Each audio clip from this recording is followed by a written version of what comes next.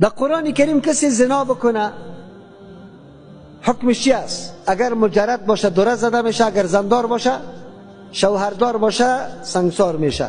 یک معامله نه، بازارا معامله در قومه و در قریه و در خیلتان امیطور نشده. بچه زنا کرده قطعی دختری همسایه گریختان ده بیخی، مردم جمع شده با شمول وکیل و مولوی و حاجی و صوفی، دیندارا فیصله رو چی رقم کرده؟ امی آدمی که دختر گرفته، همشیری زیر گرفته، به بچه چی؟ به برادری و دختری گریختانده شده داده نداده. چطور هستی؟ چه قسم است؟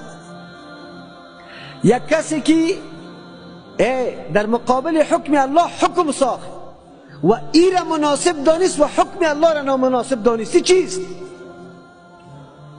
اینجا گپ خطرناک است جناب محترم،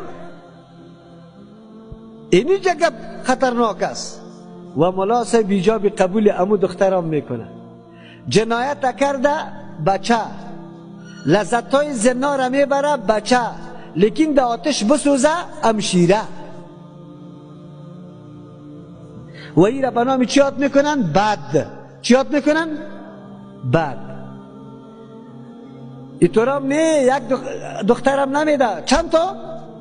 2 همشیره را برش میده. کلان دختره باز چی میکنه؟ در یک بچگه که خورد داده، دختره که خورده به یک بگو آدم پیر داده. اینه طاغوت، اینه قانون سازی. اینی را میگه کفر. موضوع کفر اینمی را میگه که قرآن میگه و من لم یحکم بما انزل الله، کسی که فیصله نمیکنه با آن چیزی که الله نازل کرده فاولئک هم الکافرون.